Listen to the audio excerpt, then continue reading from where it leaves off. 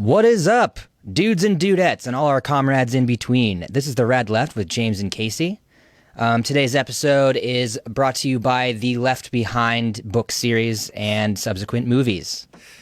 Kurt Cobain is one of the world's most famous leftists. I don't know if you knew that, Casey. I didn't know that. Yeah, he's one of the world's most famous because he was left behind. He was left behind in that beautiful series. In that awesome series. Yeah. Yep, so that's it. Today we're going to be talking about Kamala Harris, the queen of cops, getting the VP nod from Biden. She's not a cop, James. Right. Technically, she's not a police officer. But she wears a police officer's uniform. And talks like a cop. Smells like a cop. She definitely smells like a cop. Smells like bacon. And if it talks like bacon, smells like bacon, acts like bacon, I guess, I don't know if she's shot any unarmed black people. No, she sure is incarcerated a lot. Yeah, so she has ended or ruined the lives of plenty of black people. So I don't know. I'm still going to count it. I got in a debate today on Facebook with a friend talking, and he is a prosecutor, and he was upset that people are calling her a cop. And I was like, well, she called herself a cop, and I've seen pictures of her wearing police uniform, and it turned into a little bit of a thing. But I guess the question is, does it matter? I mean, what do we call her, you know? Well, she was an attorney, and is now a senator. But we'll get into all of that. We have a whole thing planned for that. But before we get into it, what else are we talking about today, Casey? We got some other topics. Well, we can start with some good news. The whole progressive squad, all of them, they all won their primaries, so that's a good thing, right? The Hooray! Whole squad. Hooray for the squad. Squad. Yeah. Gotta love them. I gotta memorize each of their names. Yes. I don't have. So there's Alexandria Ocasio-Cortez. She's like the superstar, like the fucking Wonder Woman, like the main one. There's Ilhan Omar. Yes. And oh my God. Yeah, hold on. I don't know. What else is there? I don't know either. But that was really This is good. You got two of them. I got two of them. We're getting there. They'll be household names soon. Yeah, yeah. Here we go. A group of 4 women. There's only 4. How come we can't? Okay. Then there's Ayanna Presley. That's right. And then Rashida Tlaib. Yep. That's negative points for me for not getting Rashida because I definitely knew that. Yeah, but your pronunciation would have been way better than mine. I'm a dumbass white dude. I don't know if my pronunciation's better.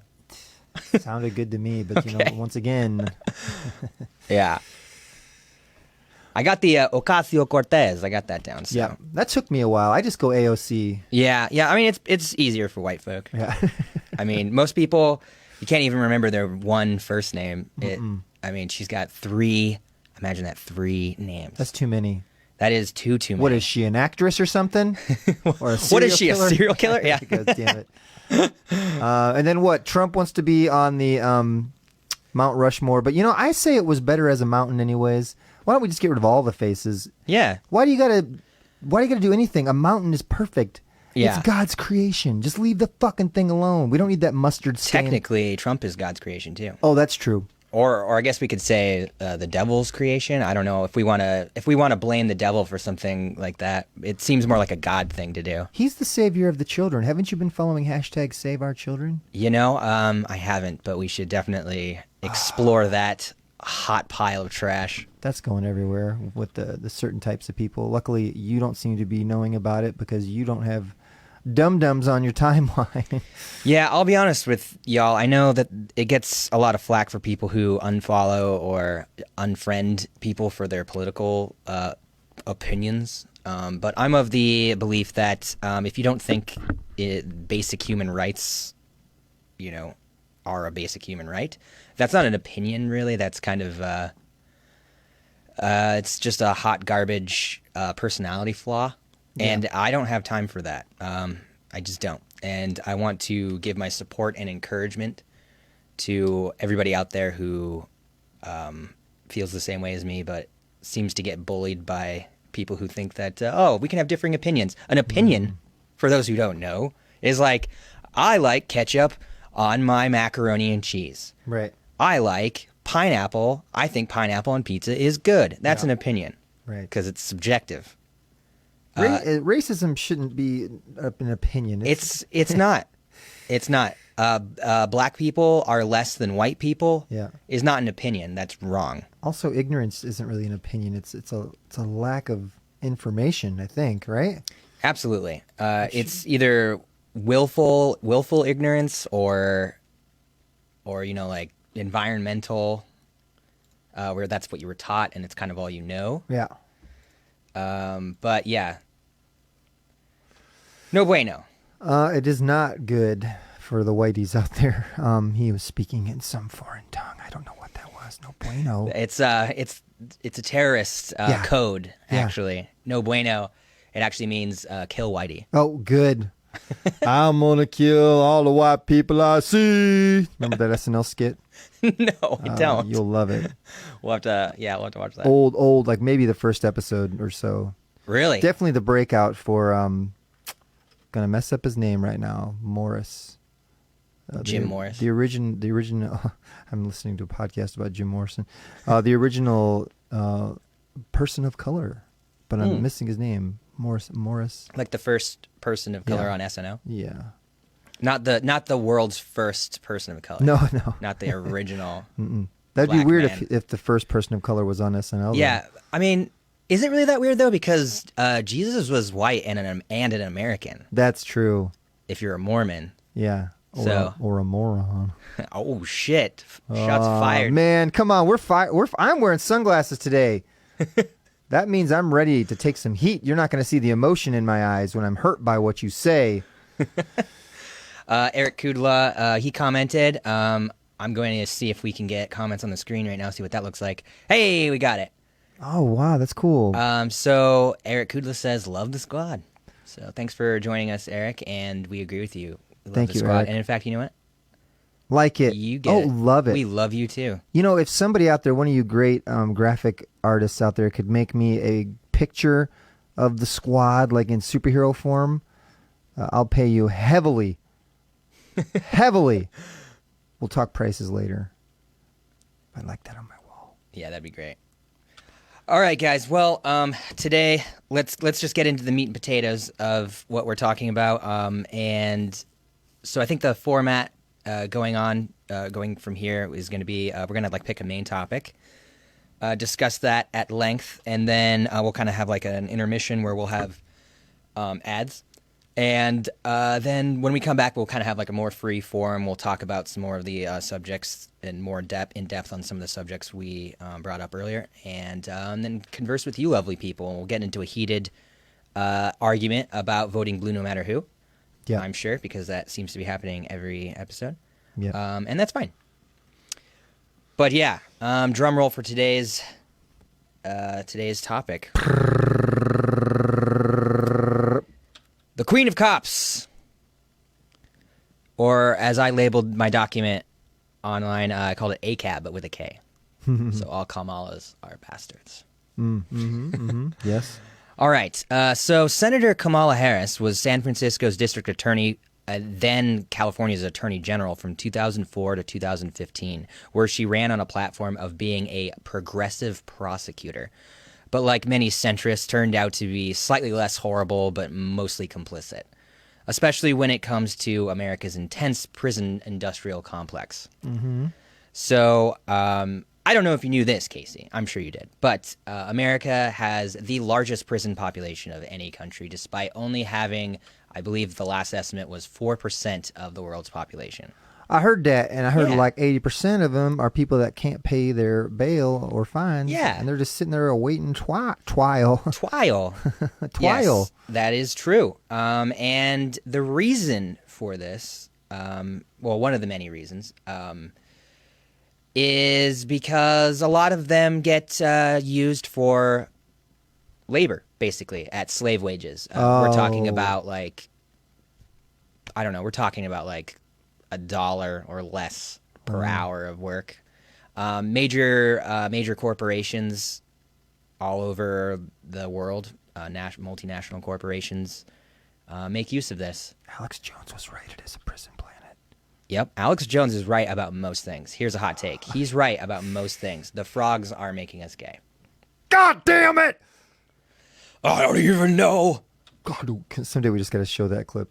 The frogs are making me gay. Anyway. I kind of miss him in a weird way. Yeah, too bad he got canceled by himself. Yeah. According to theappeal.org, quote, she weaponized technicalities to keep wrongfully convicted people behind bars rather than allow them new trials with competent counsel and prosecutors willing to play fair. One of them, Kevin Cooper, is on death row. Another, George Gage, will die in prison without intervention from the governor. In both cases, Harris had the power to change the outcome. She could have demanded DNA testing in Cooper's case. She refused. She could have conceded Gage's conviction was based on the prosecutor's decision to suppress evidence that devastated the credibility of the sole witness against him. But she didn't. When Tulsi Gabbard hammered Harris during a Democratic presidential debate, saying that she'd put more than 1,500 people in jail for weed violations and laughed about it when asked what she thought about legalizing, and kept people in prison beyond their sentence to use them as cheap labor for the state, she responded, I did the work of significantly reforming the criminal justice system of a state of 40 million people, which became a national model for the work that needs to be done, and I am proud of that work. Why? So let's talk about why do people throw out new evidence? A lot of times is because this happens. I just listened to a podcast about this actually. And this happens a lot more than people would be comfortable with. People getting wrongfully convicted, and then even when evidence shows up that shows they were wrongly convicted, there's too much ego and pride within the judicial system. Yeah, and they don't want to bend. They don't want to look like they made a mistake or it's going to fuck up their record. And there's some real heartbreaking stories that I've heard about this. Yeah. A lot of the times, like one lady in particular I heard about, because when it comes to like arson, like to become an arson detective or whatever, it's like you take like a 40-hour class. It's like real easy. Good Lord. And it's all like, and they've found all these things like for one, lie detector tests don't work. Bite mark shit is all bullshit. Like most of these things are made up so they have like some, specialist in the court that's like, well, they said, it's like there's so many reasons that stuff doesn't work. But there is a group called the Innocence Project. Yes, they're excellent. Yeah. Have you heard of them? Yeah. I have, yeah. And that's Josh Dublin and Jason Flom, and you should check them out. They are helping. They have a podcast called The Wrongful Conviction and Junk Science. Oh, wow. And they're actually from the initiative? Or are these the people running the podcast? I think they are. Yeah. They busy boys. They're ambassadors and president of Dubin Research and Consulting. Well, I don't know. He hosts a podcast called, but yeah, they're innocent. They're members. I'm sorry, CEO of Lava Media and host of Wrongful Conviction. So they're members of the Innocence Project. But their stories and the shit they do, like, dude, public saved lives. Yeah, public opinion is a super important part of all this. So just getting the word out there. I mean, just think about the influx of support for prisoners and against wrongful convictions, especially coerced testimony. After Netflix put out Making a Murderer. Yeah, that's right. And then since then, there's been a giant. It's been a huge thing too. It's like a push for putting out content that has these similar situations, which is not hard to come by. Yeah, this stuff happens all the time. And actually, that's where I heard of the was it the Freedom Initiative? Is that what you said, or the Innocence Initiative? Yeah. Because they got involved in the Brandon Dassey case. Okay, well, I don't know which one is that. He's the from Making a Murder. He's the his I believe he was his cousin. Okay. Or I never nephew. Finished His that. nephew. I heard it was really good, but I mean, I watched some Avery's. Of it. Yeah. Oh, you haven't watched that? I haven't watched all of it. I started it, but I need to finish it. It's compelling stuff. They tell some horrible stories. Like basically, there's a lady that her trailer caught on fire, and her 3-year-old son, she couldn't get to him, and he died. So on top of that, already worst thing that could ever happen to you. And then they're like, well, we're going to blame you for it. even though it was obviously electrical. It's just shit like that. And she went to jail for like 21 years. Now she's out. Most of these people that come out again help people. They end up helping other people that are wrongfully convicted, which that's great. Is like being a superhero, man. These two guys, man, they like put their reputations on the line. They take people and they put them up in houses, get them jobs. It's really cool. There's some really good stories, but then there's some real nightmare stories, and there's a lot of people going through it right now. So get involved. I'd like to get more involved with that, actually. Yeah. So donate to the Innocence Project. We should. While I'm reading this, if you want to look up where folks can go to donate. Yeah, let me check that out. So let's take a look at the work that she's so proud of, Miss Harris. Yeah. So she upheld California's death penalty despite her consistent vows against it. And she actually threatened to jail parents of chronically truant children, the school children. Since 2017, California has had around 115,000 inmates. So again, she was working there until 2015. So this is 2 years after, because she talked about how it's become a model that people are imitating across the country, and that she made consistent work or made consistent change. So since 2017, there's been 115,000 inmates, which is just below the Supreme Court's mandated target of 137.5% of the number of prisoners the system was built to house. So that bears repeating, that the Supreme Court stepped in and said, yo, you need to have your prisons at 137.5% of your maximum occupancy. So they said it is unjust to be above 137.5%. I mean, that's laughable to begin with. Yeah. It's I don't know. That's just liberal policy right there. A lot of other countries too have reform and things where they're learning. Like, there's this crazy thing where you have like an angry person, and then you put them in a shittier situation than what they were in. Mm-hmm. They don't usually come out of that better. No. Most I think it's a fair assessment to say that most folks who are incarcerated come out worse for the wear. Yep. They're. I'm listening to a podcast right now called Notes from the Pen. I highly recommend it. It follows a gentleman who has been incarcerated for I can't remember, but a number of years, and was in maximum security prisons and is now in a minimum security prison for the remainder of his sentence. And so you just kind of like, it's his buddy calling from outside, calling him, and he just tells the everyday, day-to-day stories. And yeah, in the last episode I listened to, he said it should be a surprise to nobody who is enforcing this that when you come out of it, you are, more alienated, less connected with your community, and more aggressiив than when you went in. Yeah, like look at what happened with the West Memphis 3. Remember that whole ordeal back in the day? All the rock stars got together. Those guys there was the 3 teenage kids back in the 80s, 90s. They basically just lived in the wrong town. A child had gotten killed, and because they were wearing AC/DC shirts, that's about as far as it went, and they were out that night. They got convicted. And this kid, his name is Damien Eccles. You should check him out. He has some really interesting stuff going on, doing with witchcraft and whatnot, but that's another podcast. But he learned that, though, meditation and all these things in jail. He had been beaten for years, but he says that's the only thing that saved him. And Henry Rollins came along and saved his ass, too, Eddie Vedder and whatnot. But just their support. But this stuff's been going on forever. And the worst thing is, not only are these people wrongfully convicted, their lives are ruined, and very rarely are they compensated for it. But the people that actually did the killing are out there walking free, man.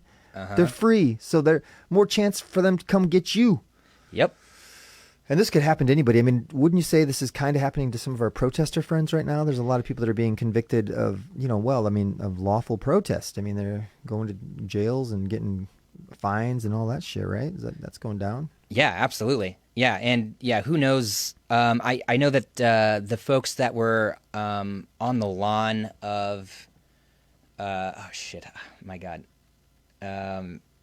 there was about 16 protesters that got charged on felony charges for being on the lawn of Portland's was it Portland's mayor or the police commissioner? I don't know, but they charged them all. Like they sat on the lawn, and police came and rounded them up, and they all got felony charges.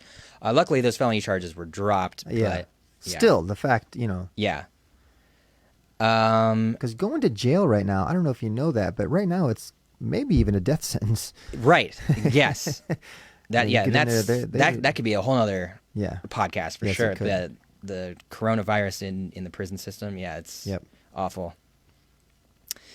All right. So during her stint as Attorney General, her office consistently fought against this mandate. So that's the mandate to make sure that prisons are only at 137.5% of their capacity. And so she fought against them to keep the prisons and jails overflowing. At its height, California's uniquely awful prison system was stuffed to some 200% of its design capacity, according to prospect.org. There were not enough beds or medical personnel, but an extreme excess of bodies. In one prison, 54 prisoners shared a single toilet. That's cozy. That's a little cozy for my taste. Yeah, a little close. A little close. Can you imagine trying to take a shit with 53 other people at the same time? Well, that's how Abe Lincoln's family had to do it. Well, that was a joke. But they did. But they had a whole field they could go out to, and there wasn't 54 of them though. No, there was not 50. Maybe more like 10. Yeah. Did he had a lot of brothers and sisters? I guess everyone did back then. They just had big families, and they'd go out but they'd spend all day out in the mountains. Yeah. They were free. They were free. Yep, they were free. Preventable deaths due to substandard and overstretched medical care occurred every 5 to 6 days. Suicidal inmates were locked in telephone booth-sized cages for 24 hours at a time. Because nothing cures suicide like isolation. Like being stuffed into a box for 24 hours by yourself. Yeah. During her first year as Attorney General, little progress was made on reducing inmate numbers, and by 2012, a report surfaced proving the state intended to increase its prison population. Harris's office confirmed their intent not to comply with the order, but instead to seek its modification from 137.5% design capacity to 145%, a request which was not granted to her. The deadline for compliance was eventually extended to the end of 2013. All right, so that would be 2 years after she started there. So immediately, she took office, and the Supreme Court took notice of how bad the prison systems were, and were like, "Hey, you're a progressive," or so you've said. Let's reduce the amount of inmates. Does she call herself a progressive? She ran on a progressive ticket. Yeah, she ran on. Well, she said that she was the most progressive cop attorney. Well, that's not hard to be. Yeah, you just have to like weed or something, right? And then 2 months from the initial deadline given in that Supreme Court decision, California still had 9,636 prisoners above the mandated limit. The state submitted a proposal that suggested they relocate prisoners to fire camps to fight wildfires and prevent out-of-state prisoners from being returned. But even if they had implemented that still left 4,170 prisoners over the court-determined maximum. Harris's office went on a rampage of obstruction, refusing to explain why they wouldn't release low-risk prisoners, and even arguing the Supreme Court had no jurisdiction to request such a release. In fact, the state was forced into submission by the courts to follow their instructions, which is the only reason the prison population was reduced and eventually leveled off in 2014. So it's interesting how proud Harris says she is of her work that she has done, considering the work she worked fervently against the court's orders and ultimately failed, which happened to work out in the favor of California inmates, insofar as having the prisons overfilled by 37.5% can be seen as a victory. Where are you getting all this information from, by the way? So multiple websites. I think this last little bit was from Let me go up here. It's a mixed match, right? Yeah. I'm all over the place. I list all my sources. Good reporting, James. I'm very proud of you, kid. Thanks, man. And let's see here. We'll call that a centrist victory, an incremental change from awful to terrible that can't even be contributed to Harris, but one she touts proudly as progress. By the way, innocenceproject.org is where you can go to donate. You can support. You can get involved in helping people that are wrongfully convicted, which is something I'm very interested in now that I've been learning more about this stuff. I'd always heard it peripherally, but that podcast helped me out, and just because Kamala has a very good chance of becoming basically the president, because we all know Joe Biden is I don't know what's he doing, getting pumped full of like brain boosters right now so he can debate Trump. Like he's just amphetamines, just totally. missing in action, MIA, and he's not the most cohesive man. He's an older gentleman, so I think basically Kamala is going to be doing all the heavy lifting when it comes to decisions and and talking. I'd read that he committed to only doing one term. I read that in one of my articles that I was reading today. I hadn't heard that before that, so we might need to look into that a little bit more.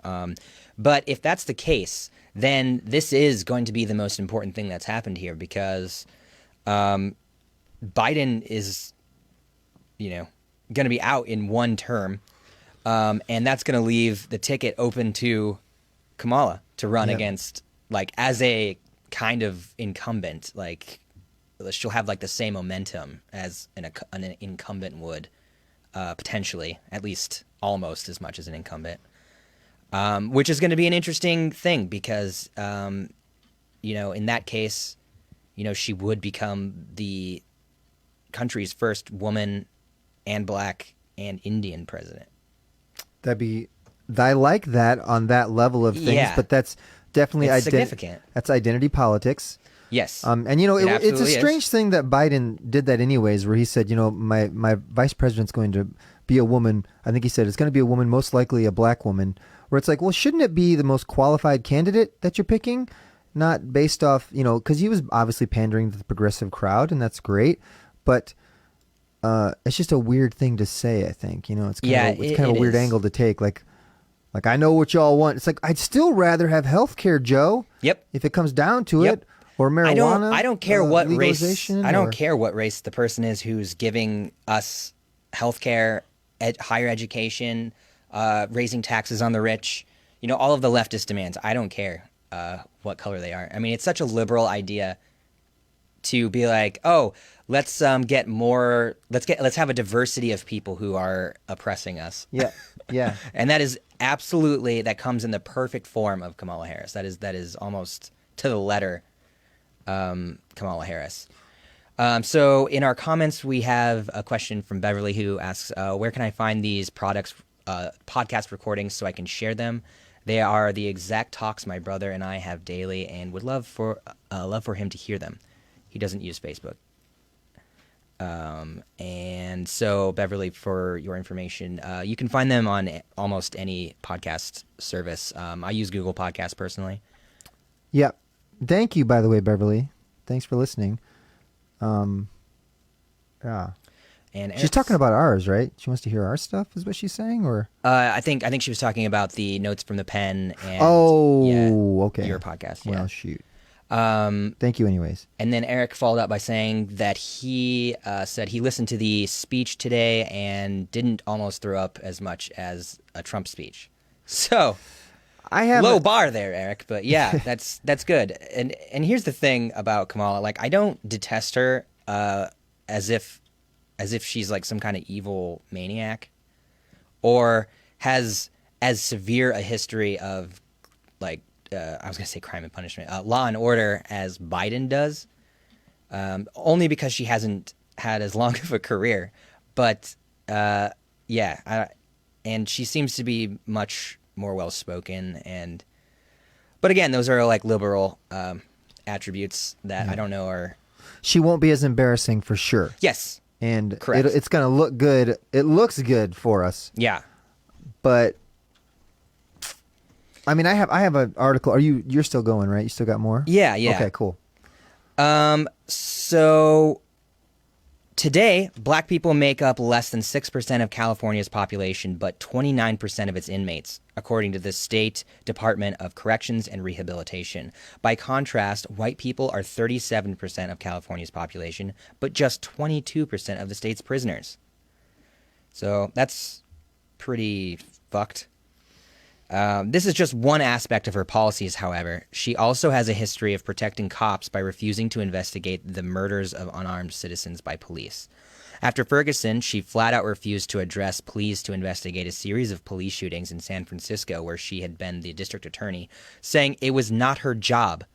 From 2001 to 2004, San Francisco had more complaints about the use of force than San Diego, Seattle, Oakland, and San Jose combined. She, of course, pursued just a few on-duty cases of force-related misconduct. So nowhere near the percentage that needed to have happened, which is 100%. From 2002 to 2005, black people made up less than 8% of the city's population, but accounted for more than 40% of police arrests. Police killed 8, and again, that's under Kamala's, under Kamala as the district attorney. Now, to be fair, I bet if we went and looked up any district attorney, we'd probably find similar numbers and things happening, but she is going to possibly be our vice president. So possibly be our president. Yes, so that's there's a lot of people to blame for this. Yeah, it goes deep, but it's just really it just comes back down to just looking deeper, guys. Let's not. They know what you want to see on the surface, and they're gonna at least attempt to look like they're giving that to you. Yeah. And the I'm sorry to say this, but the weaker minded of us are going to applaud these things and then go back to not paying attention. And that's what we're all about. Is like, look deeper. Right. Look deeper. The saying, be better. Well, I think we should say, look deeper. That should be our saying. There's friends, I'm seeing their names in my head right now. I don't want to call you out, but there's so many of you posting, and I know you're not going to do any more research than that. You're going to be like, blue win, red lose. It's like, no, we all lose. Yes. We have been losing. It's not a fucking sports game. No, it's not. And we can get to sports. That's a topic we're going to get to. They're canceling the sports. We'll talk about that after this. Why we hate sports. Police killed 18 people in San Francisco during Harris's 6 years as Attorney General. This is a quote, but if there was a single flashpoint, it was the shooting of 26-year-old Mario Woods in December 2015, according to the New York Times. Viral videos showed officers surrounding Woods, who was erratic, strung out on methamphetamines, and armed with a steak knife. 5 officers fired 46 rounds, hitting him with 21 bullets for being erratic. A series of rallies followed. Many believed that Harris would take action. Ultimately, it was the Justice Department that intervened, so not even her. Of course, Harris does not outwardly appear to be an evil sociopath, so to be fair and just a little balanced, we do have to mention that she has pushed for minor reforms and police investigations. It's not like she's completely avoided it. I truly don't believe that she's a right-wing secret KKK member. Let's be realistic here. But if you're one of those people in jail right now because of marijuana offenses, and then you hear her making, what is that joke she made about smoking weed? And she literally laughed. So that kind of tanked her in the presidency, didn't it? Wasn't that the moment it kind of knocked her off? Yeah, that's when Tulsi Gabbard kind of called her out. That's kind of which was Tulsi's moment to shine there, taking out Kamala. Yeah, like a chess piece. Yeah, but now she's back. She's back in a big way. And we all saw this coming, but did you ever think it was going to be Elizabeth Warren? No, I did not. Did you? No, not really. No, people were trying to get progressives minimally excited about that, but it didn't happen for me. Yeah. And so her reforms and police investigations seem to only happen when it's advantageous to her politically and with her career, which is a pretty liberal thing to do. That's a Congress thing too. I was listening to a CIA operative yesterday who was saying nothing ever gets done in Congress unless it affects them. Like right now, they just adjourned during a pandemic without coming up with the resolution for the stimulus. Oh, good. That So- didn't happen? No, Fantastic. they came to no agreement, and they all are going. Well, and they even said this. Well, our constituents need us back home. Yeah, I'm sure they'd rather you stay and hash that shit out so they can get some fucking money. You assholes. We're in a Yeah. goddamn pandemic. Yeah. People are being kicked out of their homes. You're all going to your cushy homes.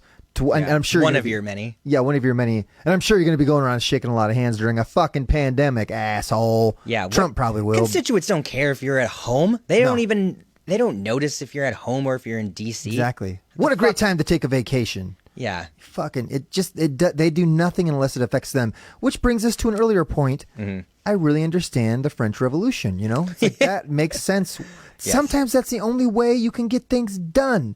I tried to explain this to a friend of mine once. She got very upset, and I was like, I don't want violence, but they push you to the point where that's really the only thing you can do.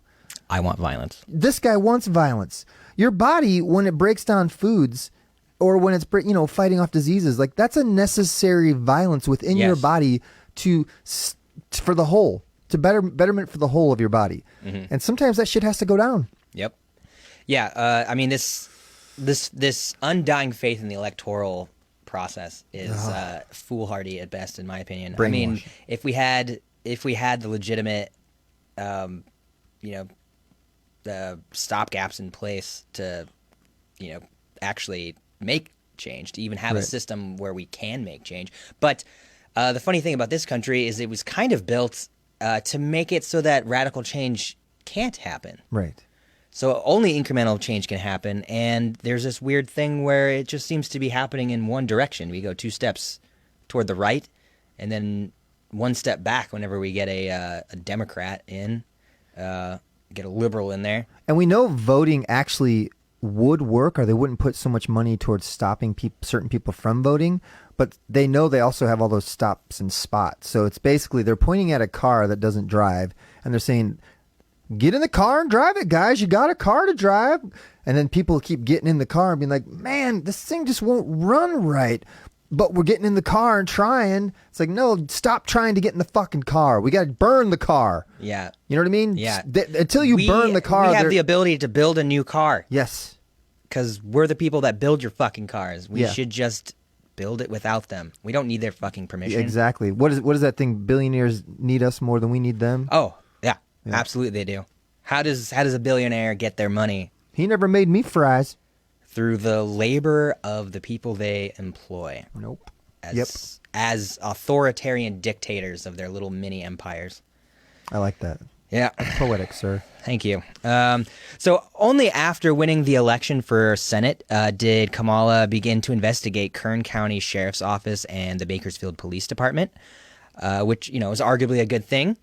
And I would argue that it is, but it happened after she was no longer at risk for getting the Senate, or for not getting the Senate seat, and after she was done with her current position.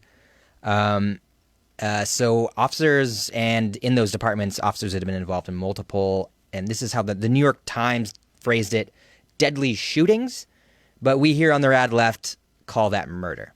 So she's investigating murder, good. She also pushed for Open Justice, which is a database that provided public access to state-collected crime statistics, including use of force. But of course, the phrase ACAB, all cops are bastards, does not mean that all cops do bad things all of the time. That would actually be a pretty impressive feat, considering even Kamala Harris, Queen of Police, has managed to implement some incremental, nearly undetectable change in the U.S.'s overtly flawed justice system. That was some good journalism there, James. Hey, thanks, man. It's easier than it sounds. Still, though. But yeah, I appreciate that. So yeah, looks like we're about at the halfway point now, so that actually worked out perfectly. We're going to go ahead and cut to some ads, And we got a new sponsor this week? Yeah, we sure do. We finally got an alcohol sponsor. Oh, God, we need alcohol. Yes. So for everybody listening, I apologize. This is probably more of like a visual ad. I'm not sure how it's going to sound with audio only, but feel free to jump onto our YouTube page. Give us a click to subscribe, hit that little bell so you get an update whenever we have a new episode out, which will include these advertisements. Which Smash that subscribe button. Yes. We think you'll enjoy it, so here we go. Two commies talk about Colt 45.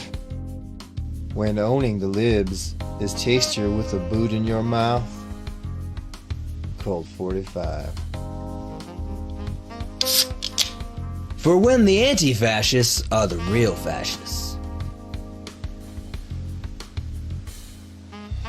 Colt 45. If you're more concerned with immigrants taking your job than billionaires taking your labor, Colt 45. So smooth. When wearing a mask is just too damn hard. Colt 45. If you're more afraid of black people than a global pandemic, you might want to get yourself a Colt 45. Almost puked. When you drank so much your cousin starts looking real fine. Colt 45. If Law and Order means anything more to you than a TV show, grab yourself a Colt 45.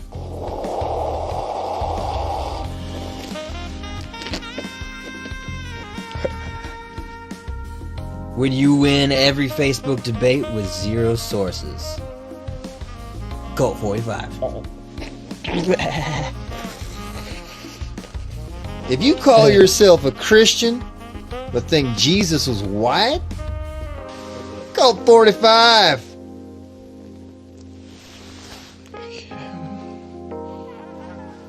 When losing a war to keep your slaves is the only heritage to be proud of. Colt 45. If Fox News is the only place you can get your information on the world's events, crack open a Colt 45. If you can't spell there, or your properly, Colt 45. The power of Colt 45. It's so fucking stupid.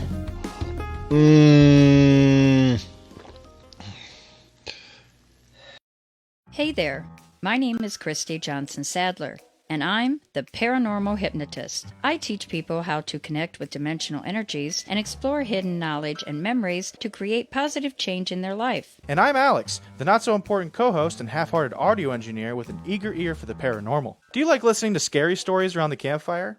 Or trading tales of intrigue around the water cooler? Maybe watching Leonard Nimoy on In Search Of, or Robert Stack on Unsolved Mysteries. Have you ever stayed up till 4 a.m., chain-smoking cigarettes, pounding energy drinks and Cheetos, researching the underhanded imperialist satanic reptilian plot housed in the underground Masonic-funded temples, hell-bent on suppressing the existence of Bigfoot while keeping the Ark of the Covenant at the bottom of Oak Island money pit in order to continue the status quo of the riot-inducing question of which way to face a toilet paper roll?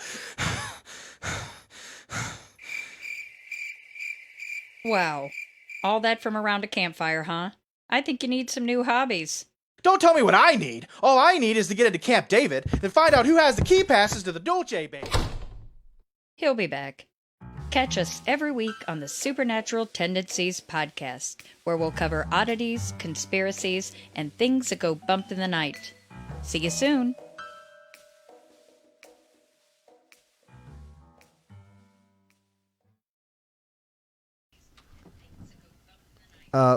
Pull up some of these comments we got going. We got some comments. Can you pull up some comments? Because it's our new feature. You can. Whoa. Oh, Wrong button. there we go. What do we got here? Okay. Mute your phone. Actually, I agree, Jack. That shit was really funny, James. Oh, yeah. Sorry. Doubling up. I was very... James, our editor is a master editor. I'm not going to say who it was. Thanks. Thanks, Jessica. Thank you, Beverly. And Andrew pointed out on another comment, Andrew Davis from Mossbog, that I am wearing sunglasses, and that is true. Oh, great. I'm glad that was confirmed. Yeah, we had to make that clear.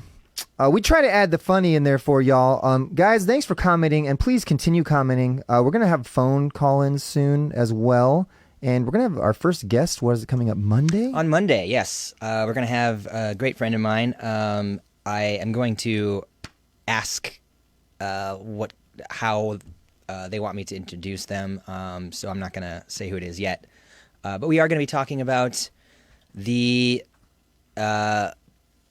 common theme of socialism starting up around the world, or socialist buddings beginning to flower, and the imperialistic, capitalist U.S. And Western world coming and just nipping it right in the bud. So I am going to sit back during that one and listen, because I need to learn a lot about that. I have a lot of questions. Yeah? Yeah, you can't... it cannot be understated how complex a lot of these things are. Yeah. It just really can't. I've been feverishly studying this stuff for the last, couple months at this point. And beyond that, but, every time I unlock a new door, I find another hallway that's just filled with more doors. So it's a fucking rabbit hole, buddy. Yeah, it really is. And I don't know. It kind of makes sense to me why people don't know what. Like when somebody says, "Oh, communism," and you get all, or Marxism. That's everybody's new favorite thing nowadays, is blaming Marxism, which is even funnier. But they're doing it because people would go around calling people socialists, and people stopped caring about being called a socialist. Like it's not offensive anymore, which means the Overton window is shifting. So they shifted their tactics and started saying Marxist, which is kind of like an umbrella term for the many different brands of Marxist theory, which is all like socialism, communism, anarchism, a little bit. I don't think that Marx was as much into anarchism. I don't think he went that far. But yeah, all of these different Maoism, all of these different more egalitarian forms of government that are more theoretical rather than at this point based out of. Well, we've never tried them, right? Right. Yes, and that's because they are theoretical. They won't let you try them. Yes. Because if it's not capitalism, it ain't gonna fly with our country.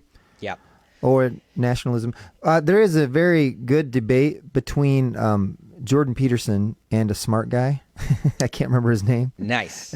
About Marxism. Cool. I bet Jordan Peterson is a real dumbass about it. He's basically, his point is that not all poor people are good and not all rich people are bad. So therefore, Marxism would never work and shouldn't even bother trying. And two, capitalism is the only form of government that even gives you a chance at getting rich. So it's the best one. Yes. Okay. Yes. Yeah. And that's a fun argument. Yeah. Because if your entire goal is to get rich, then yes, of course, capitalism is the best form of government because that's a capitalist way of thinking. Yeah. Takes out all the humanity. Yeah, but if that's the form of your government, I argue that is a bad form of government. Yeah. Because your form of government should not serve the people that want to be rich. Yeah. I don't know about you, Casey. I mean, as nice as it would be to have money and to be able to like live comfortably, and I live comfortably enough. Yeah, we do. I do. I know I'm privileged economically, class privilege. I have that. I mean, we're able to sit here and just bullshit, and make our friends listen to us. Whine We don't about have our summer lives. beach homes. Yeah. But do you want a summer beach home? Does it matter that much It that doesn't. you're willing to let somebody else starve on the street? No, And I that's would the not. main point. Yeah, a billionaire existing. We're going to repeat these things so much, so we're sorry for people that have heard these a lot. But at the same time, I can't hear this stuff enough because our brains naturally want to take on the brainwashing. I mean, I'd like to think we're smart enough at this point where we can smell it out. But, there's times I still sort of get pulled into the two-party game. Not so much lately, but your brain can still start thinking like you're on one of those sides. And you're like, no, wait a minute, I'm not. They're not on my side at all. But billionaires existing cause a whole class of people to suffer. just their existence, which shouldn't be. We're not against millionaires, but definitely against billionaires, and definitely against the trillionaire that's coming. Yeah.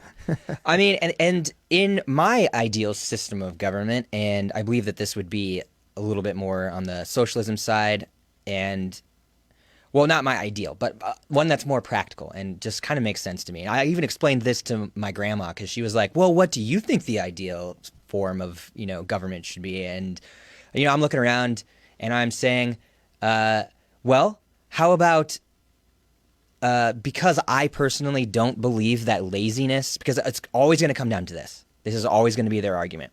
Well, there are going to be some people who take advantage of the system. There's going to be some people who don't want to work. Like billionaires? There's going to be lazy people. Yes, and let's just ignore the fact that the laziest people in our society are the top earners because everyone getting lazier. Everyone else ignores it. We might as well too. Yeah, I guess. Yeah, let's just move on. But I've learned to start just owning these things. Like, what? You want our hard-earned tax money to feed people who aren't willing to work and illegal immigrants? Yes. Yeah. Yes, that is what I want. That would be great. Yeah. So let's just assume that I'm going to pull the Ben Shapiro move and say, let's say that there are a large portion of people who don't want to work. Okay, great. So we initiate a UBI, and those people don't have to work. That's fine. They can have enough money to support a single family home. They can have like a car and. And they can live their lives doing lazy people stuff, which I guess if you're truly lazy, you're just going to sit on ass and watch TV all day, and they can fulfill their lives that way. Have you heard the newest Ben Shapiro bullshit that he's talking about, that video by Cardi B? Oh, yeah. Wet ass pussy. Yeah. I'm sorry, wet ass P word. Yep. Where they're pissed off because basically it's women. My wife's a burlesque dancer, and I like sex and things and sexiness of all sides. I think sex is one of the great things that is suppressed in our society and shouldn't be necessarily. Absolutely. But I'm also a freaky leftist. So anyways, this guy is coming out. Yeah. He's coming out talking shit, basically it's just misogyny. It's like guys have been talking about their dicks for years, whipping out their fucking, under the guise, and he is touting it, saying that it's an affront to feminism, as if he is somehow championing feminism all of a sudden to make his what point. A great he's such the man of the women's. We've noticed that quite a bit within the community here, how much a lot of people shied away. They looked at burlesque as like we look at it as an empowerment, and the people we work with look at it as a physical empowerment for bodies that maybe aren't exactly the most readily what everyone thinks is attractive, and I've learned everyone has a fucking style. There's people that whatever body you got, somebody out there wants to fuck you. Let me just tell you that it's true, and probably a whole bunch of people. Everyone's got their sides, but I've got a waiting list of like 50. There you go, man. Yeah. I'm sure, man, I would totally have sex with you. All right, 51, very sexy, 51. Very sexy.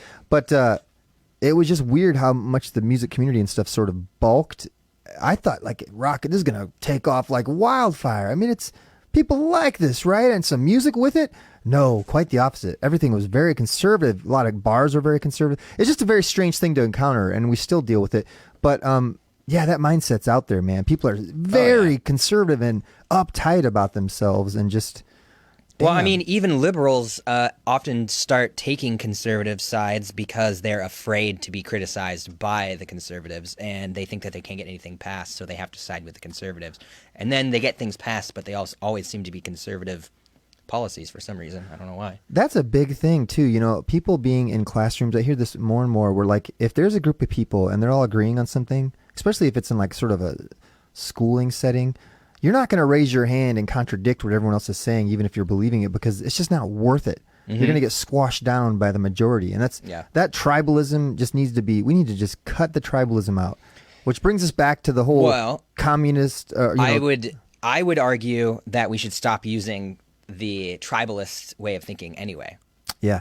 That's something that needs to be analyzed, because the idea that we are somehow getting more and more divided over time is a construct of the media. Oh, yeah? Yeah. Okay. Yeah, listen, there's a great podcast. We're going to keep recommending podcasts to all y'all out there, and I'm sorry if I'm sorry to us for taking away our listening time, but seriously, there's so many great informative podcasts out there. Yep. So Citations Needed did an excellent job on tribalism. I believe they called it polarization. Check it out. It this kind of mentality that it's that we're being tribal by saying that we're pushing for policies that that would promote an egalitarian way of life is offensive and not accurate. I see what you're saying. Like, if you look at leftism, there is so much hostility between all the different factions of leftists. It's definitely a meme. So it can't be that we're tribal. It's that we have a very passionate desire to see equality across. Well, there's that side of it, but I would agree with this part of where I'm hearing that, like, some people, like, let's say Trump supporters, the easiest example, they're not going to check anything that guy's doing because that's their sports team. So they don't want to critically analyze their leader. And even when he's obviously fucking up over and over again, there's still, and I see that even with the Democratic Party, like Biden and all this stuff. That's more of identity politics. Okay, maybe and that's very much a problem. Yes. Speaking of podcasts, if you think I'm dumb now, you should have met me before I listened to podcasts. I was dumber than shit. Me too, man. But luckily having a third shift job and other factory jobs I've done, and I can listen to, I will only get a job now where I can listen to podcasts. Same here, dude. Same here. There's something about listening to two people talk. I cannot believe how much I learn, man. Yeah. Like, and especially these if they're smarter than we are. Oh yeah, and you, of course, and usually if you're listening to someone that's got a pretty good podcast, they got something to offer, Yeah. And if it's not for you, it's not for you. Just like sports is not for me, but it's not because of the physical. I wish I was more physical, and I'll play kickball or do any of these things, but it's the mentality behind sports. I think it has been so beaten into the American culture. We can't do anything if it's not a competition. We can't do anything if it isn't some sort of, like, it's like the Always Sunny characters are saying, when Charlie wants to write the play and they're like, who are we doing it against? Yeah. Like, no, I'm just making a play. Yeah, but bullshit. Who just makes a play for no reason? Yeah, who's this against? Who is this against? Yeah. Who are we besmirching with this play? That's how all What's life the angle is. here? Yeah. Who can we bring down to rise up? And I've noticed, I don't go to many sports events, but I would go to a few hockey games. And I'm telling you, every fucking 5 minutes, when you go to the Blue Jackets games, they bring up some military dude, and you're all supposed to stand up and clap. It's this weird nationalistic shit, dude, man. Sports are so nationalistic. They are. And I think get weird looks every time that I've gone to, and I used to go to baseball games with my dad before we stopped speaking. And every time I would just sit through the anthem, and man, I got the meanest looks from everybody around me. Is this before the Kaepernick thing? No, yeah, this was before. Dude, before. You're an innovator, bud. Yeah, I've hated America for a really long time. if there's a anti-American hipsterism, I definitely have got it. You think you were Che Guevara in the past life, possibly? You believe in past life? Anything? I don't not believe in There it. you go. That's all I need. Yeah, we'll talk about that later. I think I like thinking about philosophical things like that, but I don't know. Assuming that adopting anything that I assume is the correct way, especially when it's like esoteric and ethereal like that. It also doesn't really affect my everyday day-to-day life, Right. so I try not to think about it too much. Right. It's fun to posit. I think. Yeah, but I love. Beyond that, creating like a religion and getting all up in arms and killing people about it, I think is a little silly. wrong.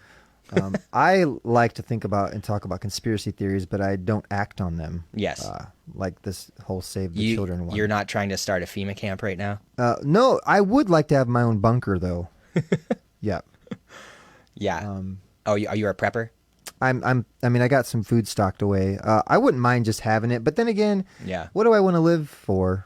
You know? You want to live in a post-apocalyptic world? Yeah, do it. No. Not really, right? No, not really. Yeah. That's kind of like living like getting in a car wreck and being like paralyzed or something. It like is. And like I don't want that to like besmirch the braveness of people who have come out of that and are living happy lives and everything. I know it's possible. I just don't want it for me. I have like my limbs are all working and I barely want to live. So Sometimes the strength of some people, I just can't believe it. Like that lady we were talking about with the being wrongfully convicted. Her 3-year-old son died, which already she had to feel amazing guilt for not being able to save him. And then she gets convicted. Then she's in jail for like 21 years. How do you live through that? How do you seriously go? I really don't think I could. And then she turned around and helps other people going through it. Like, there are some people that have some amazing stories. Just purely benevolent people. Yeah, it's amazing. But then I've also met some quadriplegics that are downright assholes, and I'm just going to come right out and say that. Yeah. Right. Yeah, it's... Sorry to our quadriplegic fan base.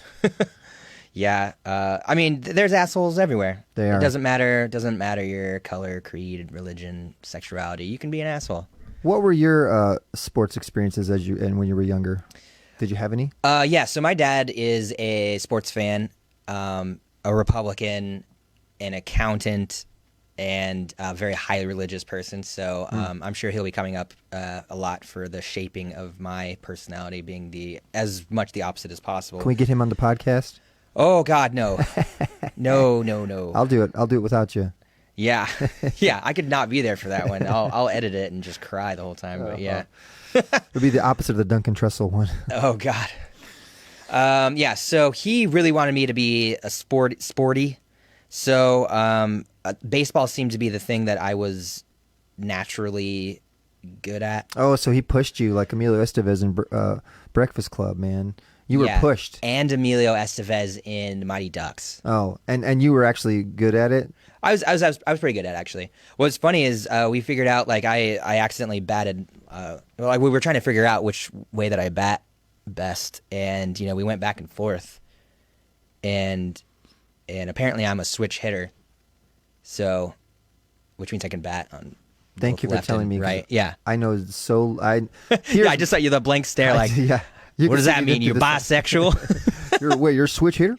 Well, now I got a chance. You can moving up on the list from 51 to 37. You could see my blank stare through the sunglasses. Yeah, you could feel it. It's like, here's my high school experience with sports, just to show you. I don't know what happened one year, but something happened where I just forgot how to swing a bat, and we're not talking like I'm in high school. Yeah, and I remember the ultimate embarrassment. Oh God, it hurts to even tell this story. In the bleachers, many girls I wanted to have sexual relations with watching, and you know how that was, just pimples, just struggling. Like, that was my most suicidal time. I had not found LSD yet to be able to at least imagine I was John Lennon or something for a while, which got me through a few years. And then I'm standing there, and the coach, oh God, this hurts.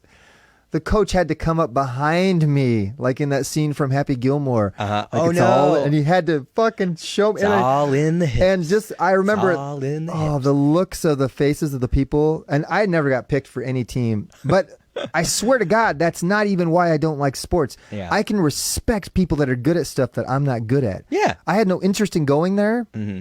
Now I kind of wish I did. I think I would have been better, or even just a skateboarder like a lot of my friends. Yeah, I tried skateboarding. Yep. I was awful at it. I actually broke my 2 front teeth. Dang. Yeah, these are fake. Was that like one of your first times trying? Nope. Oh, wow. Nope. I'd been skating for a while. It was my first time dropping in on a quarter pipe, and I dropped in goofy, which for people who aren't skateboarding, who don't skateboard, means I had my, so like if you're right-footed, if you're right-handed, or you can be right-handed and left-footed. So if you're right-footed, you put your right leg forward, I think, and then your left leg behind. See, you're confused because you're a switch hitter.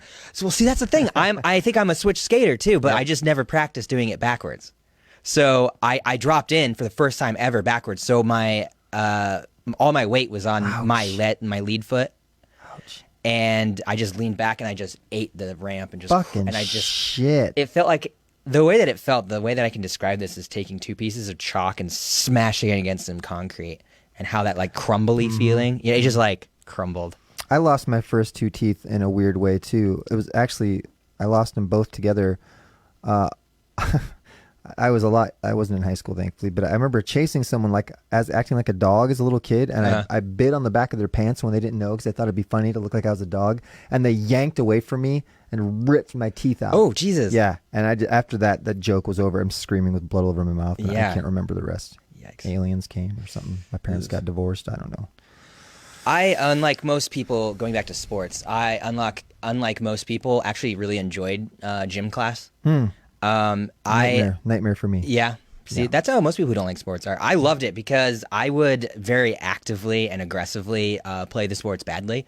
Not only that, but I would beg to be team captain and then choose the always last picked kids in the class. Oh, you did the punk rock thing. You pulled a Kurt Cobain when he would wrestle in front of his father and always throw the match and just stare at his dad because his dad wanted him so badly to be good at sports, and that was his big fuck you. Nice. So Yeah, that's rad. Good move. Yeah. Yeah.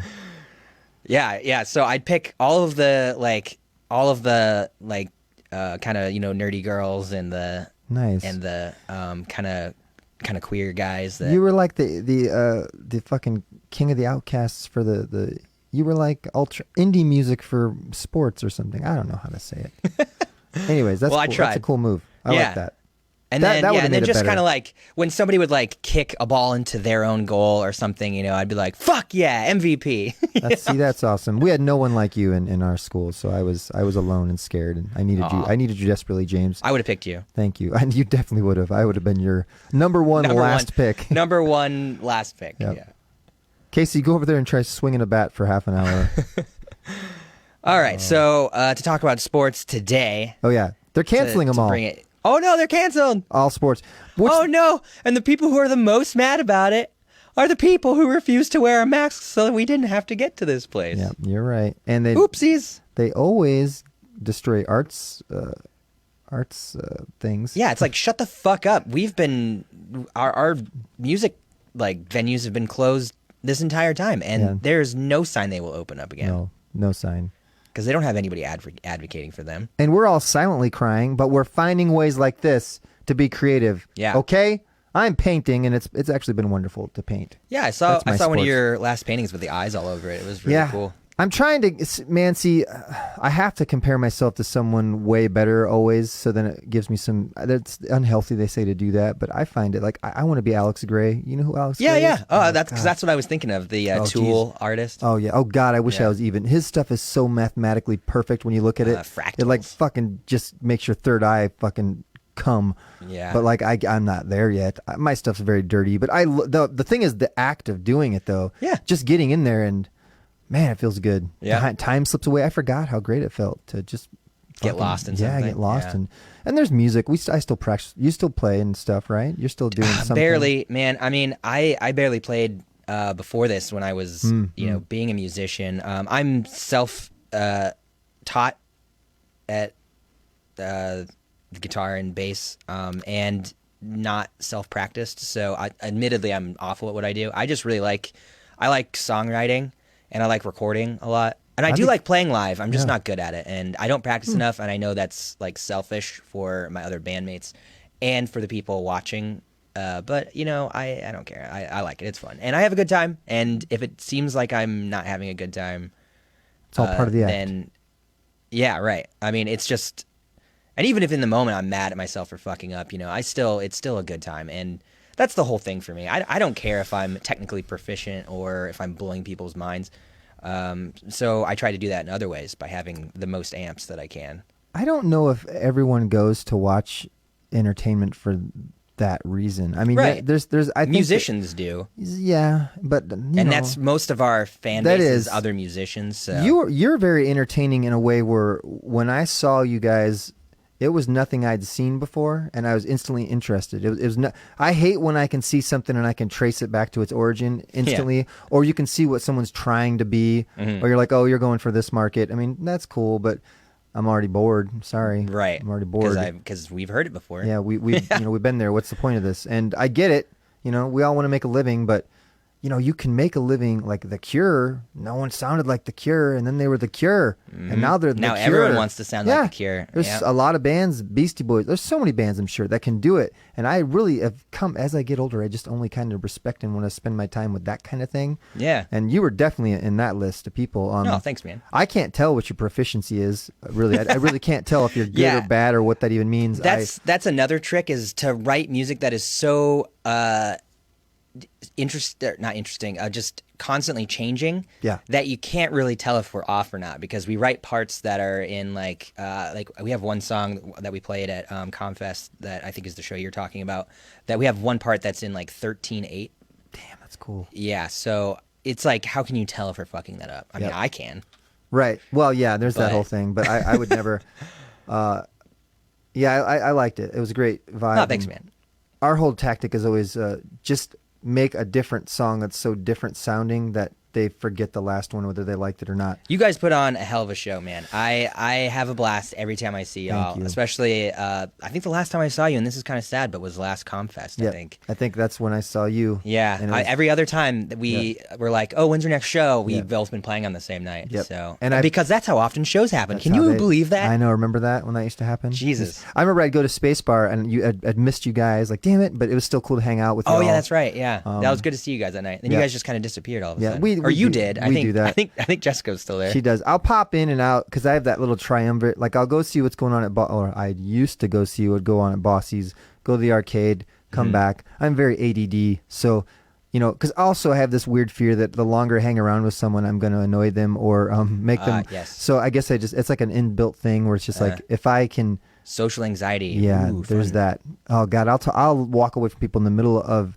a conversation, doing so thinking I'm improving the relationship, but really I'm just like they're like, I was literally talking to you, dude. Like it's fucked up. It's weird. Yeah. No, I know the feeling. Yeah. So don't ever take it personally if I just walk away. I won't. And if you smell a fart, it's you. No, It was me. Yeah. Anyways, music, we miss it. Yes. And so I guess the fact that people are so mad about their sports is just infuriating to me. It absolutely is, because it's like, fuck you guys. You're the reason why sports hasn't happened. And not only that, because of course you're only thinking about yourselves, but why we won't have our thing, even though we've been at home. Yeah. Us artsy folks have been taking this seriously since the beginning. Yeah. And y'all never took it seriously. Unless you're the chain smokers. Yeah. They did not take it seriously. Did you see the report that actually smoking actually was somehow correlated to less damage done by, or less likelihood of getting COVID? Did you see that? I did not see that one. Yeah. Like, what a dick move for a virus. I know. Oh, it's that affects your lungs. I'll be fine on the people who are like abusing their lungs with, and no judgment for smoking. I smoke every once in a while. Right. When I get too drunk. It is a weird, smart virus. It really seems like it's got a mind of its own. Yeah. It's definitely a Democrat virus, which is probably why Jared Kushner intentionally didn't respond to the coronavirus correctly, thinking that it would target Democratic cities, right? So that he can intentionally kill off his political adversaries. Yeah, you're right about that. So, and it's because the Democrats politicized a virus. Yeah. Not Jared Kushner. Yep. So Jared Kushner, 2024, guys. Narcissists are not real good at self-introspection or taking accountability for things. They aren't. You're not going to hear a lot of "I'm sorry's" from any narcissistic person. And we all have narcissistic qualities to a degree. Yeah, we're artists, and we're on a podcast demanding that people listen to us. And right now there are 5 people listening to us, and we love all 5 of you, by the way. Maybe more though, because that it's scrolling. When you're streaming, it's always like, people are really. That's what I tell myself, anyways. Yeah. I don't watch very long things. I don't watch streaming things very long. I get like a little taste of it. Yeah. My brain just doesn't work like that anymore. I got like a rabbit brain. I can really only watch YouTube clips. I'm trying to start getting myself to read again. Yeah, dude. Reading has been hard. I don't know why. Because our brains are so used to little sound bites and shit now. We want that fast information. We want that little jolt. Yeah. We don't want to get in there. We don't want to get to know anything. That's probably not great. Yep. I also heard a thing about how GPS systems are actually causing a rise to Alzheimer's because we have the hippo whatever in the Hippocampus? brain. Yeah, thank you. Mm-hmm. It is shrinking because it's kind of the thing that, we used to have stronger hippo. Campuses. Thank you. From our natural, just going around, wandering around. Even kids so like now, yeah. us, mapping the world out, like having like an internal, real life map of where we are. I must have been born without a hippocampus because, man, before GPS, I couldn't get anywhere. I couldn't go anywhere without getting lost. I'm sure there's some people that don't have them. Yeah, probably. Maybe I don't have one. But even little kids, used to have more of a developed one because we'd let them go down, and rightfully so. I understand why we don't really let our kids just wander. Like when I was a kid, I used to. Oh man, all over our part of town. Our parents did not love us. They were like, "Please get taken by someone, kid." We had no family values growing up. No, and that's why we're the generation. We're the most entitled generation. Yep.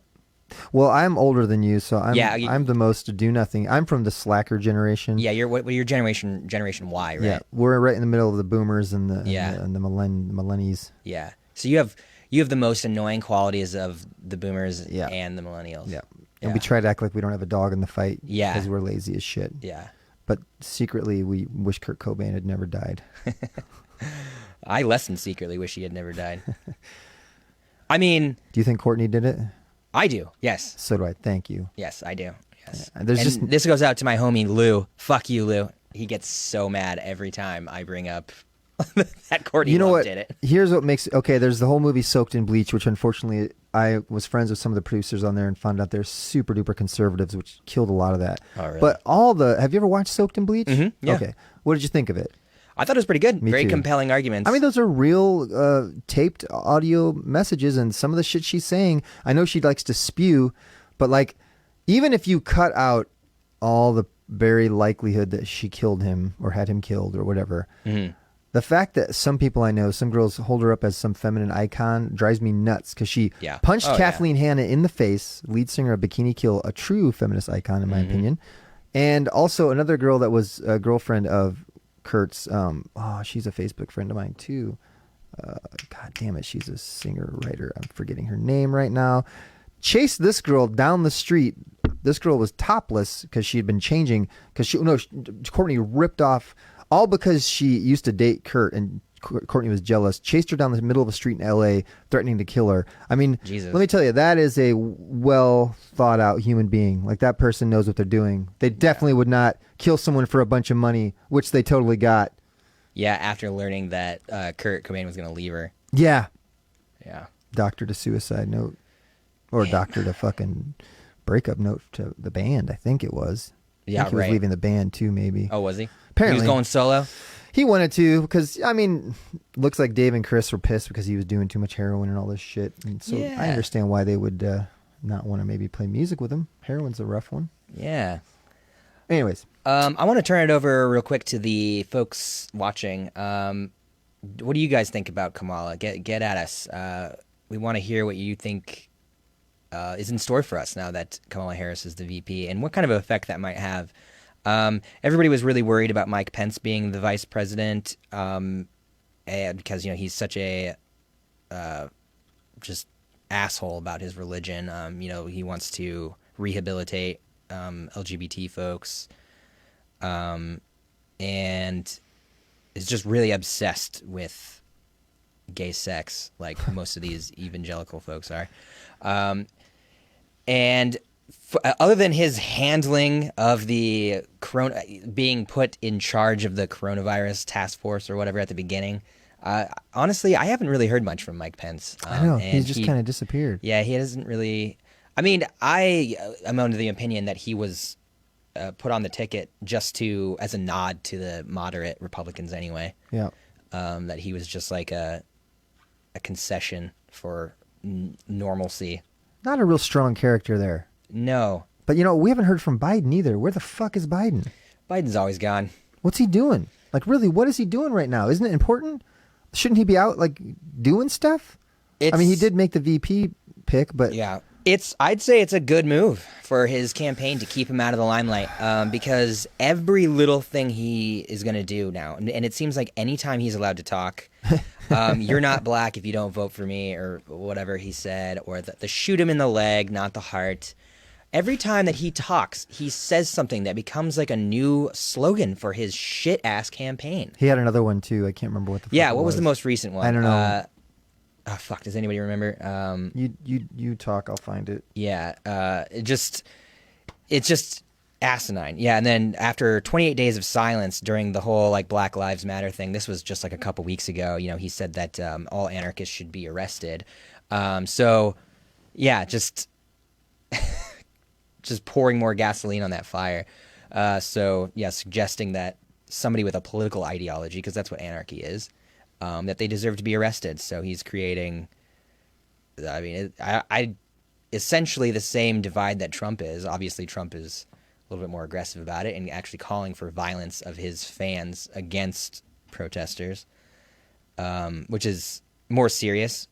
But that's kind of on topic for what we talk about a lot, is the difference between Trump and Biden, which, like in our last episode, I wanted to make clear that, gun to my head, obviously Trump is, inherently worse of a human being than Biden, and if given complete full reign over the country, would obviously be worse for the country overall. But if you look at the actual death toll between Biden and Trump, and the actual amount of systemic damage that they've done, I would argue that there's a good case for Biden having had a worse impact due to the '94 crime bill, which Clinton, Bill Clinton also helped push through. That did devastating damage. The stop and frisk policies all across the country, which was also a huge contribution to the California police, and during Kamala's tenure there. And yeah, I think the overall, and his anti-busing, he ran on a policy of pro-busing, to end segregation, and then quickly diverted and became a champion, or they said like what they call him, like a knight for the like liberal mindset of ending busing, and yeah, just a whole plethora of things that just leads to more and more systemic problems, especially in the black community. I'm having trouble finding his latest gaffe. Okay, yeah, that's fine. Yeah, it's probably the infosphere online it moves quickly these days, and it's probably filled with his VP pick right now. It's probably the overwhelming thing of a bunch of liberals simping for Kamala and Biden. So Sean King in 2014 said that he would never. This was in 2014. So he said that if the picks were Biden and Kamala Harris, that he would absolutely. There's no way in a million years that he would ever support them, and because that they had done so much damage to the fabric of this country, like systemically. And then literally yesterday was like, oh, congratulations to Kamala. She's gonna be the most progressive pick that the country has ever seen. And sadly, I don't know that that's not true. Well, I got that article I could read a little bit from if you want to keep going. Let's hear from you for a little bit. I think I kind of ranted there for a minute. No, it's good. That's what this is all about. And this article I'm finding more and more seems to be coming from a very conservative source. Anyways, it's from the Federalist. Okay. And it starts off, the title is, "No, Kamala Harris isn't a moderate. She's a radical threat to America," which sounds like my kind of lady.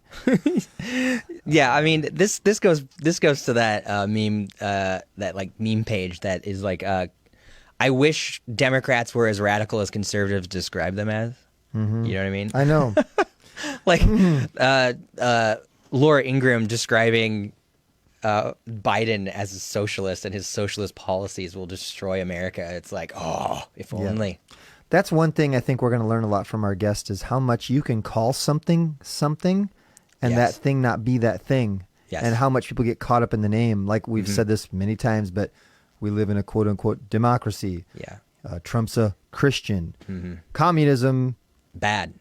or even the fact that some people are calling it that when it's really not even that. And it's always corruption that comes in and takes this stuff down. And then they blame the name like, well, so by theory, democracy doesn't work because we're supposedly in a democracy and we're definitely not, things are not great right now.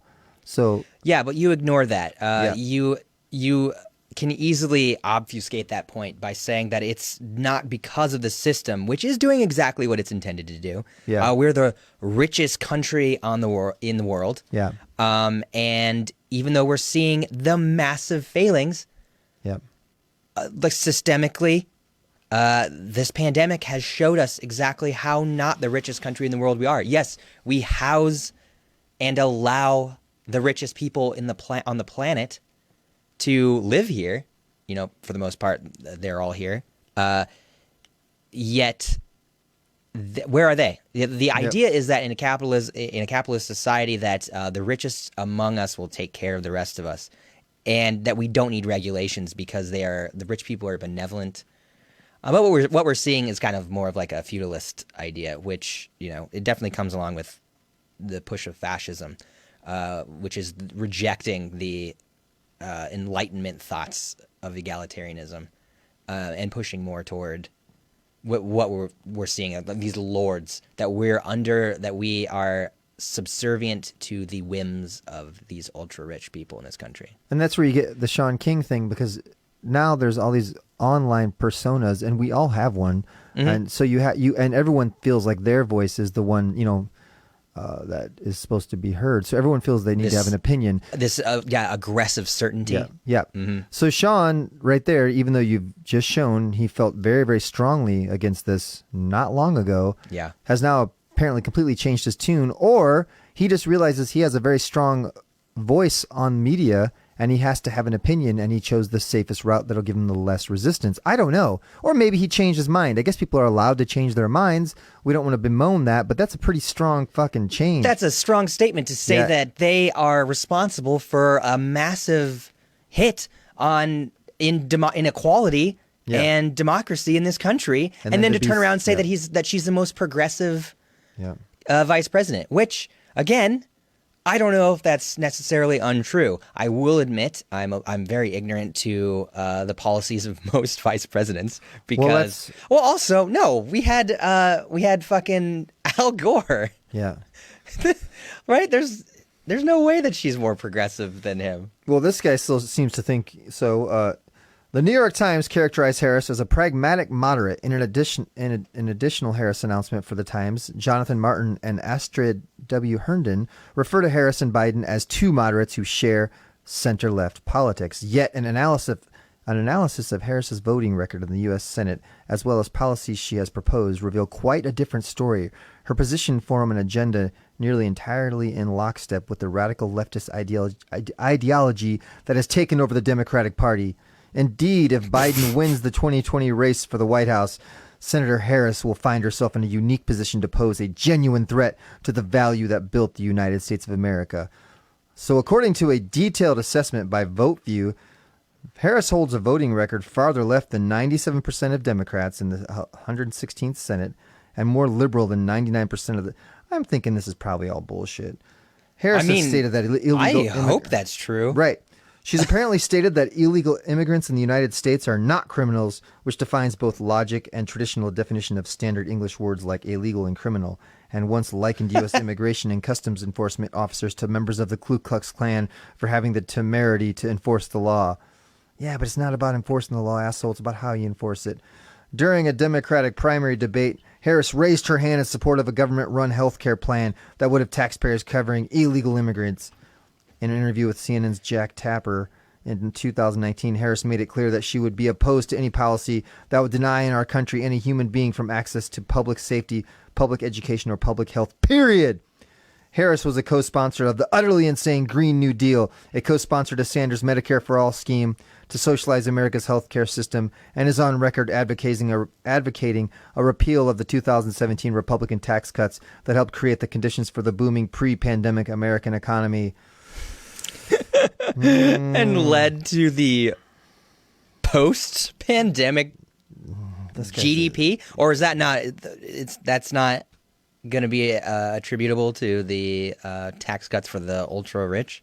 This guy's an idiot. His name is Joshua. Such an idiot. Joshua Lawson. I'm sorry, I'm not following you. You're throwing some weird shit out here.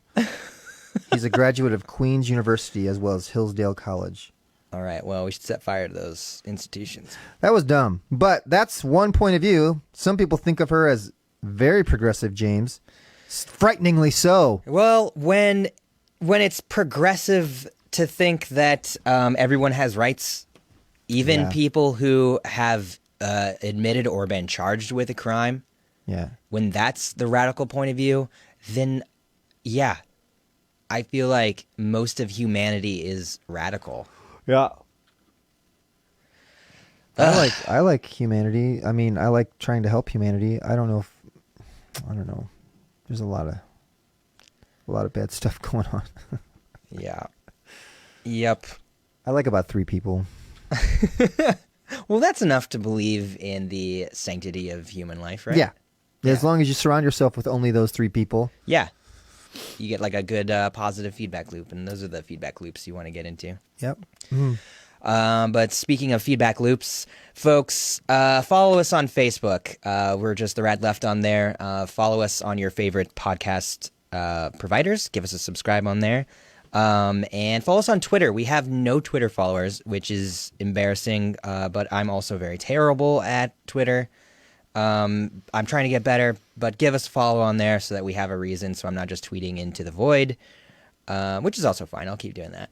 And thanks for coming onto our live stream and giving us some chats, and we look forward to we're going to be back on Friday. Then we're going to move our shows to Mondays and Thursdays so that you can listen to our 2 podcasts a week at work. Yeah. So that you can get paid to both open and close your mind. Because I think that we're providing some information, but we're also incredibly stupid and not at all an authority on any of the subjects we talk about. Nope. So we love you guys. Love you, Jessica, as always. And we'll see you next time on The Rad Left. Remember, wear your mask. Bye, guys. Bye.